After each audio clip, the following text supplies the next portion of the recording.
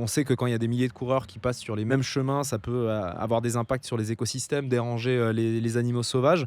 Est-ce que vous avez des exemples là-dessus, Mathieu? Là, il suffit d'aller dans le Verrier pour voir l'état des chemins. Dans le Verrier, donc c'est la montagne qui est juste ici, quoi. Juste à côté de nous, là. Qui nous surplombe là, pendant qu'on est en train d'enregistrer le podcast pour ceux qui nous écoutent. Et bien, on voit que la ville d'Annecy, il y a de plus en plus de communautés trailers et on voit que les sentiers ils sont dégradés, que les animaux ils reculent aussi parce qu'il y a de plus en plus de monde dans les montagnes qui dégradent. Donc ça c'est... Ouais, c'est aussi un des impacts du trail qui grandit. Et pour compléter sur les événements, moi j'avais aussi un avis là-dessus. Je pense qu'il faut essayer de réduire la fréquence des gros événements internationaux parce que faire des circuits qui soient plus locaux, plus continentaux et de temps en temps faire des rencontres internationales parce que c'est aussi le fait qu'ils soient plus rares, c'est ce qui aussi rend le sport peut-être plus beau.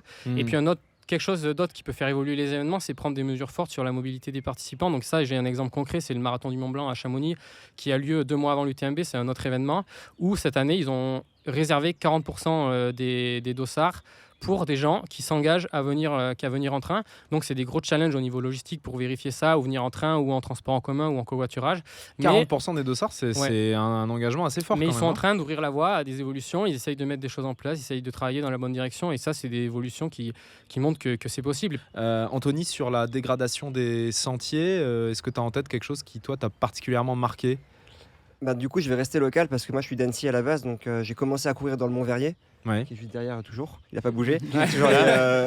À l'époque, pas beaucoup de monde courait et c'est vrai que du coup, on passait aussi un peu n'importe où parce qu'il y avait beaucoup moins de passages.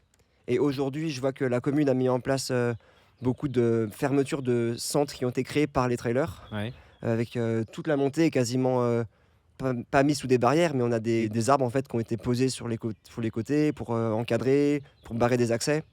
Et pour moi, du coup, la montée est totalement différente d'il y a 10 ans.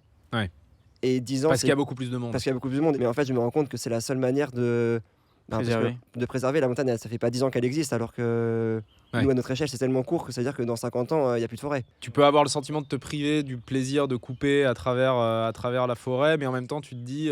J'ai déjà la chance d'être dans une forêt, en fait. Donc, vaut mieux que je sois dans une forêt plutôt que de m'amuser à couper un endroit, et peut-être qu'après du coup il n'y aura plus de forêt. Et ça permet de ne pas déranger les animaux sauvages, de leur laisser aussi certaines zones où ils sont un peu tranquilles.